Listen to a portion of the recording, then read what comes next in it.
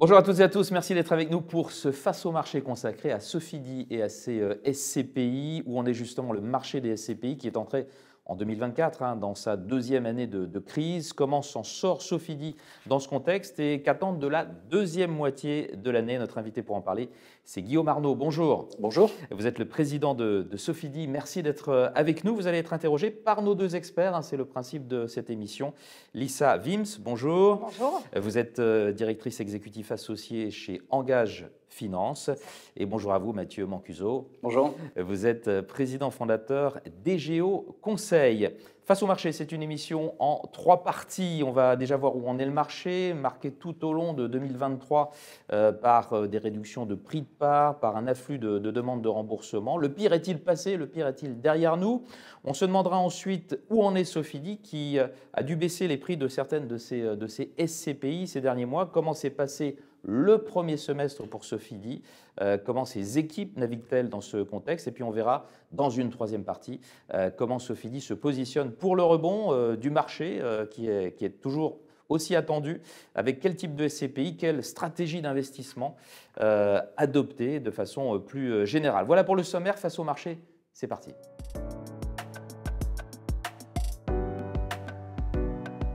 Où en est le marché des SCPI à l'heure de la baisse des taux des banques centrales? Ça a commencé timidement avec la BCE, mais c'est amené à se poursuivre. C'est la première partie de ce Face au marché consacré à Sofidy, avec vous, Guillaume Arnaud, et nos deux experts, Mathieu Mancuso et Lisa Wims. Lisa, qui vous pose la première question. Oui, donc première question, étant donné qu'effectivement il y a cette première baisse des taux, comment cette baisse va impacter le marché des SCPI? Bien, je pense qu'elle va l'impacter de manière favorable. Alors, peut-être juste pour revenir sur cette hausse des taux violente qui a été engagée parce qu'il y avait de l'inflation, moi je pense que la très bonne nouvelle, c'est que tout ce qui s'est passé se passe à peu près comme prévu. Il y a eu de l'inflation, ce qui était une bonne nouvelle pour nous parce que les loyers ont plutôt augmenté parce qu'ils étaient indexés à l'inflation. La hausse des taux a été assez violente. On a vu son impact sur notamment la baisse des valeurs de l'immobilier. Et aujourd'hui, la bonne nouvelle, c'est qu'on a à la fois des taux longs qui sont dans une fourchette entre 3 et 3,5 qui est tout à fait acceptable. Français, Exactement, le 10 ans français qui est dans une zone tout à fait acceptable pour faire de l'immobilier. Je veux dire, c'est parfait pour s'endetter, pour se financer. En revanche, on a encore ces taux courts qui restent encore assez élevés. Donc la bonne nouvelle, c'est que ça commence à baisser. Et donc, on va enfin retrouver une courbe des taux normale, c'est-à-dire avec des taux courts, j'espère un jour plus bas que les taux longs, ce qui est la configuration parfaite pour l'immobilier et qui permet d'avoir une rémunération à long terme, des placements long terme comme l'immobilier, supérieurs à ceux des rémunérations court terme, des produits court terme, excusez-moi. Et donc, moi, je trouve ça très positif. Je ne sais pas si ça va continuer vite ou pas vite, mais en tout cas, sur des produits long terme comme nous, c'est enclenché et donc c'est une bonne nouvelle. Mathieu, votre question. Effectivement, alors toujours sur le sujet de la baisse des taux, on sait que les valorisations des parts de SCPI ont été plutôt mouvementées ces derniers mois. Moi, ce qui m'intéresse, c'est de savoir où on en est aujourd'hui par rapport à la valorisation des parts de SCPI. Et deuxième question en une, qu'en est-il des rendements à attendre de ces parts de SCPI? Alors, commençons par les taux. Alors, beaucoup de gens ont dit, oui, les taux ont monté, donc ça fait baisser les parts de SCPI. Ça, c'est tout à fait vrai, puisque finalement, c'est quoi l'immobilier? C'est une actualisation des cash flows futurs des loyers. Et donc, si vous avez des taux plus élevés, cette actualisation, vous la ramenez à aujourd'hui et elle est plus faible. Donc, il y a eu un impact taux, mais il faut aussi ne pas se voiler la face. Il n'y a pas qu'un impact taux sur la valorisation des SCPI. Si on regarde par exemple le niveau des taux à 10 ans en début d'année et au 30 juin, on a même plutôt un peu baissé. Donc globalement, j'ai envie de dire la composante taux sur la partie valorisation des SCPI, j'ai envie de dire c'est fini, c'est derrière nous. Ça normalement, ça ne va être plus que favorable. En revanche, il peut y avoir des actifs qui ne sont plus dans leur marché. On peut parler des gros bureaux de périphérie, par exemple. Et donc, j'ai envie de dire, je suis très serein sur le fait qu'il n'y aura pas de choc comme il y a pu y avoir au 31 décembre, parce que là, on était dans le choc de la hausse des taux. Donc, la partie composante taux, elle est quasiment réglée. Donc, ça, c'est la bonne nouvelle pour l'immobilier de qualité. En revanche, quand vous avez des immobiliers un peu plus difficiles, cette composante-là risque de souffrir encore un petit peu. Ça veut pas dire que la baisse des prix n'est pas terminée. Et sur les rendements? Et sur les rendements, oui, effectivement, on en est où? Alors effectivement, on a vu qu'il y avait une augmentation de certaines SCPI, du moins des rendements de certaines SCPI. Est-ce que c'est quelque chose qui va continuer? Mécanique, Ouais. Alors il y a deux choses. Il y a la composante inflation, parce qu'en fait tout ça c'est fait pour juguler l'inflation. L'inflation est en train de baisser, ce qui est une bonne nouvelle, mais on a quand même eu 2 années avec des indices inflation importants, et donc les loyers, notamment commerce, ont progressé en moyenne de 6% sur les 2 dernières années. Donc ça fait des loyers qui montent, et qui dit loyer qui monte dit donc un rendement supérieur pour les SCPI qui ont su avoir un bon immobilier, parce qu'avec le bon immobilier, eh bien, même en fin de bail, comme le client veut rester, les indexations, ben, il doit les payer. Et donc globalement, ça c'est une bonne nouvelle pour les rendements des SCPI. Et puis aussi, il faut reconnaître que quand vous avez gardé du cash dans votre SCPI, ce qui est notre cas chez Sofidy, eh bien, bah, vous achetez aujourd'hui à des taux plus sympathiques, ce qui vient, c'est horriblement anglais, reluer les rendements de vos portefeuilles. Lisa, vous avez une nouvelle question. Oui, une question notamment sur la collecte qui s'était drastiquement, qui avait vraiment diminué, notamment en 2023, par rapport aux précédentes années dans les allocations d'actifs. Qu'est-ce que ça vous inspire et quel est l'impact chez Sofidy? Alors, ça, c'est une question vaste. J'ai remarqué quelque chose, c'est que la collecte en direct, finalement, sur les bonnes SCPI, n'a pas tellement baissé, et on est toujours, nous, si je regarde seulement la collecte en direct, en collecte nette sur l'ensemble de nos SCPI sur le premier semestre. En revanche, on a vu plus de volatilité dans les contrats d'assurance vie, et on s'aperçoit que une clientèle aujourd'hui, via les contrats d'assurance vie, préfère réallouer une partie de son argent au fonds en euros, à d'autres produits, et donc on souffre plus encore un peu de décollecte de la part de l'assurance vie, puisque vous avez des produits court terme comme des bonus garantis jusqu'à la fin de l'année, etc., qui existent, mais quand vous êtes vraiment dans le long terme et que vous êtes là pour le rendement et pour la retraite, ben, les gens restent dans les SCPI. Et ce que je vois globalement sur la collecte, c'est que, j'ai envie de dire, il y a eu un vrai frein sur la décollecte. La collecte a repris un peu, j'ai envie de dire, à la fois sur les nouvelles SCPI, donc là, il n'y a pas de problème de collecte, et voire même, je trouve qu'il y a peut-être un peu trop de collecte sur les nouvelles SCPI, et on oublie que des vieilles SCPI qui sont, on va dire, majeures, c'est important aujourd'hui d'être majeur. Et bien donc sur les vieilles SCPI majeures comme Immorent, il y a encore de la collecte et on est encore très content. Et donc on espère bien que cela va continuer. Le temps passe très vite, on en reste donc là pour la première partie de ce Face au marché. À suivre, comment s'est passé le premier semestre pour Sofidy? On a commencé à en parler, mais on va aller un petit peu plus dans les détails. Restez avec nous.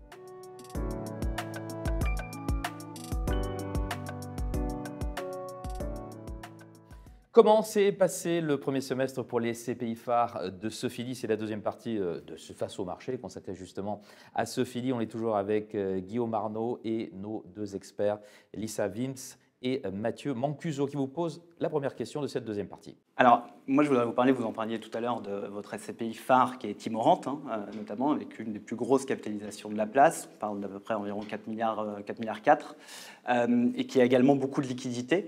Je voudrais savoir si c'est une SCPI qui était encore capable d'aller saisir des opportunités de taille.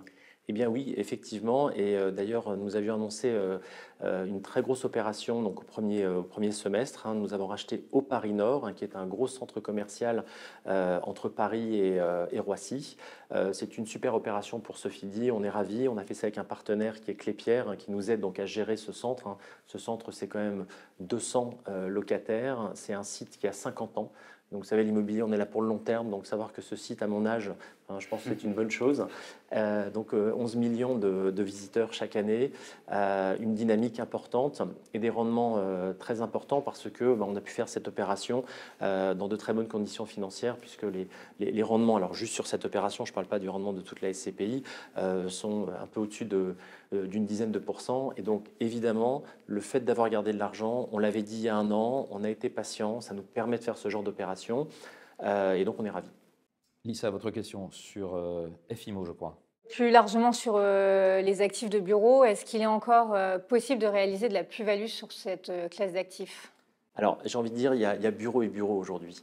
En fait, ce que n'aiment pas les gens surtout, c'est les bureaux qui sont loin des transports en commun, les gros bureaux, et l'usage du bureau a changé, vous le savez, avec le télétravail. Donc, dans les bonnes et les mauvaises nouvelles, c'est qu'effectivement, ce changement de paradigme est important, et donc vous avez effectivement, dans certains endroits, dans le nord de Paris, alors je vous dis ça aussi parce qu'on a de la chance de ne pas avoir d'actifs dans ce coin, mais vous avez des zones entières où il va être très difficile de trouver un nouvel usage pour ces bureaux.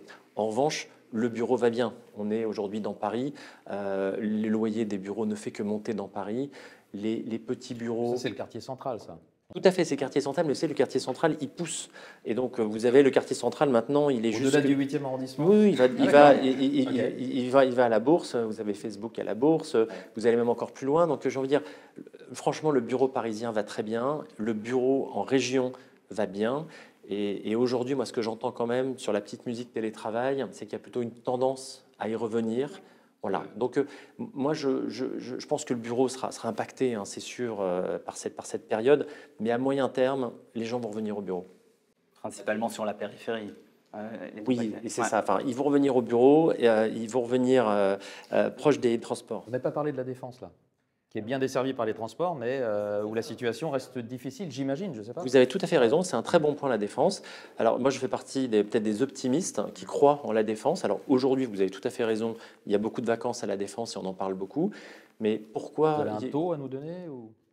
Non, c'est assez difficile parce que ça va dépendre des bureaux. Ce que je peux juste vous dire, c'est que pourquoi les gens sont partis hors de la Défense à un certain moment. C'est parce que la Défense était pleine et la Défense était trop chère.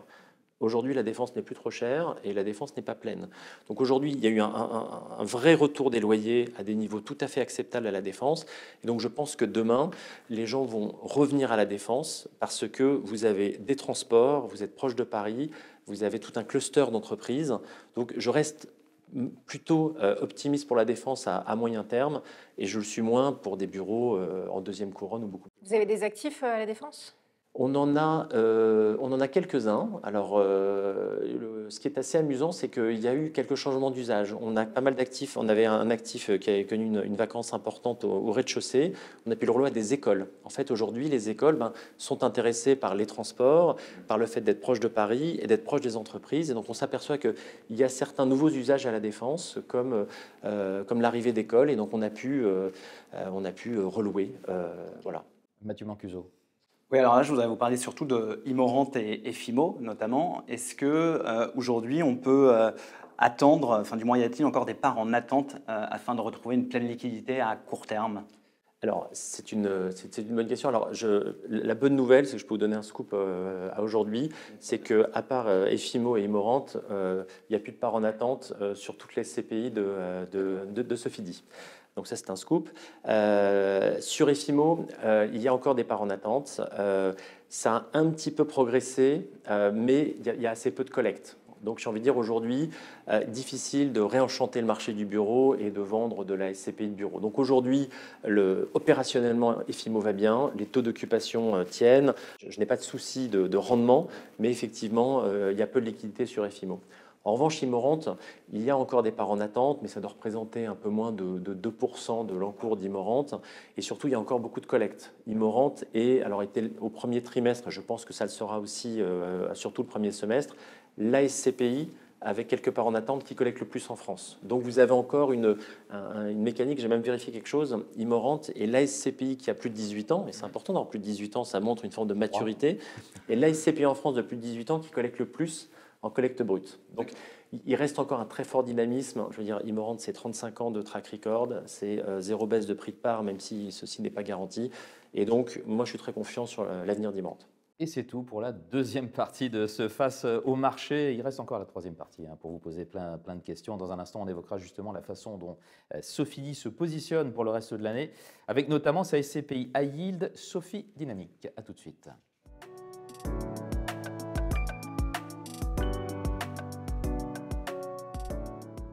quel positionnement pour profiter de la reprise attendue du marché de l'immobilier, du marché des SCPI? On est dans la troisième et dernière partie de ce Face au marché consacré à Sofidy, avec un focus en particulier sur la SCPI High Yield Sophie Dynamique, toujours avec notre invité Guillaume Arnaud et nos deux experts que sont Mathieu Mancuso et Lisa Wims, qui vous posent sa première question de la troisième Donc, partie. ma première question, c'est déjà de connaître le positionnement de cette SCPI et quels sont les taux de distribution qui vont être envisagés pour le 2024, puisque c'est déjà bien entamé, 2025 et ensuite sur un rythme de croisière. Alors déjà, quand on gère des SCPI, on fait ça depuis plus de 35 ans chez Sofidy, c'est une enveloppe. Et à l'intérieur, il y a des stratégies. Et vous pouvez avoir des stratégies qui dépendent selon les classes d'actifs, mais aussi en fonction du risque que vous prenez. Et donc, on a toujours été historiquement, avoir une gestion père de famille avec toujours nos classiques. On veut un emplacement de qualité, on veut des locataires de qualité. Et si vous voulez, aujourd'hui, on voit bien que d'autres concurrents ont des positionnements différents. Et donc, on en a profité pour dire, nous aussi, on sait faire, mais on l'appelle Sophie Dynamique. Comme ça, vous l'avez dans le nom, vous savez que ça va être une SCPI plus dynamique, et donc son positionnement, ça va être de prendre peut-être un petit peu plus de risques, mais pour avoir un rendement supérieur. Et d'ailleurs, on a annoncé un objectif de rendement de cette SCPI à 7%. Et même cette année, comme les affaires sont bonnes, ouais, exactement. Et comme les affaires sont bonnes cette année, on a même un objectif, on a même annoncé que le rendement de cette année devrait être un objectif de 8%. D'accord. On a parlé du rendement, on a parlé du positionnement. Mathieu? Moi, j'aimerais savoir, pour les investisseurs qui détiennent déjà des parts de SCPI, que ce soit chez Sofidy ou même au sein d'autres sociétés de gestion, quel est finalement l'intérêt pour eux? Comment cette SCPI est-elle taillée finalement pour aller profiter d'une reprise, profiter d'une reprise du marché? Avant de profiter d'une reprise, je pense qu'il est important, c'est dans le positionnement risque en fait. Chaque personne a son appétit au risque. Moi, je pense qu'il faut avoir un portefeuille d'anciennes SCPI. Alors, on a parlé d'Immoran, donc vous avez un cœur de portefeuille plutôt père de famille. Et puis après, selon votre appétence au risque, vous pouvez rajouter des SCPI un peu plus dynamiques, donc comme Sophie Dynamique. Donc, première chose, c'est vraiment faire attention. On n'est pas là pour remplacer les vieilles SCPI. On est là pour on ne sort pas des vieilles pour entrer dans les Non, surtout pas. Moi, je pense que c'est important en fonction de son envie, de son appétence au risque, vous faites votre allocation entre les deux. Donc, on profite évidemment d'un marché favorable en ce moment aux acheteurs et pas du tout aux vendeurs, comme vous vous en doutez bien en ce moment. Donc, bien sûr que Sophie Dynamique est bien née, elle est bien arrivée, donc les premières opérations seront très bonnes. Mais voilà, on le dit, on va peut-être aller dans des villes un peu moins dynamiques, où les rendements seront meilleurs pour assurer dans le temps ce fameux rendement au-delà de 7% qui est notre objectif. Vous savez, c'est pareil dans le monde obligataire. Vous avez des fonds obligataires investment grade, vous êtes tranquille. Et puis, si vous avez envie d'avoir un peu plus de rendement, vous allez prendre des fonds de subordonnées financières ou des fonds crédits. Oui, mais justement, vous parliez de villes de province. Quelle est du coup la politique d'investissement de la SCPI en termes de secteur, de classe d'actifs, typologie et zones géographiques, etc. Je ne vais pas vous dire qu'on va acheter dans le 8e arrondissement à Paris avec un super locataire et un super emplacement à 7 ou 8%. Ça, vous le faites déjà. Et donc, ce qu'il faut, ou en tout cas, malheureusement, pas à ce taux-là. Et donc, il faut accepter sur un des curseurs de le changer. Donc, ça peut être, on va dire, notamment dans le commerce qu'on connaît très bien. Il y a du commerce dans des villes peut-être un peu moins dynamiques, sur des pôles. Donc, on va quitter peut-être les grandes métropoles pour faire du commerce. Où on peut rester dans les grandes métropoles, mais avec un locataire un peu plus fragile, où on va se dire, de toute façon, si vraiment il a un problème, on le remplacera. Parce qu'il y a Donc, si vous voulez, c'est toujours faire un petit pas de côté sur chacun de nos critères, tout en gardant quand même, bien sûr, une forme de risque mesuré. Mais voilà, il faut que ça reste dynamique. Donc, forcément, il y a un petit souci qui fait que le rendement est là. Et l'avantage des équipes de Sofidy, c'est quand même plus de 220 personnes qui gèrent les actifs pour votre compte au quotidien. Et donc, on s'appuie sur elles pour faire ces bons choix. Mathieu, on a encore un peu de temps. Je rebondis un peu sur ce que vous disiez. Vous avez en partie répondu d'ailleurs à la question. C'est dans le nom, Sophie Dynamique, c'est fait pour délivrer des rendements assez élevés. En achetant forcément des actifs qui sont peut-être un peu moins prime, comme pourrait le faire Immorant, on parlait du 8e arrondissement tout à l'heure. Est-ce que c'est pas trop risqué peut-être d'avoir une vision assez court terme sur les opportunités, même si effectivement on profite des taux et du marché actuel? Alors, j'ai envie de dire, profiter d'un moment où il y a des vendeurs un peu stressés, ça c'est bien. Je pense que c'est un bon moment pour acheter, il faut savoir bien rentrer dans le marché. Ça c'est une chose positive. Effectivement, on aura peut-être des actifs qui auront un peu plus de difficultés, donc il y aura peut-être des moments où il y aura un peu plus de volatilité. Enfin, je veux dire, dans la finance, si vous avez un peu plus de rendement, souvent vous avez un petit peu plus de risque. C'est notre métier que ce risque soit marginalement supérieur et que le rendement le soit un peu plus. Voilà, c'est aussi simple que ça. Lisa, une toute dernière question et une réponse courte si vous pouvez. Je ne connais pas la question encore. Du coup, on est au tout début de Sophie Dynamique, où en est la collecte aujourd'hui, là, au premier semestre. semestre. Vous en êtes où? Qu'est-ce que vous visez? Elle est bonne, ça collecte, c'est un bon départ pour une SCPI. Je ne peux pas vous dire plus, tout va bien.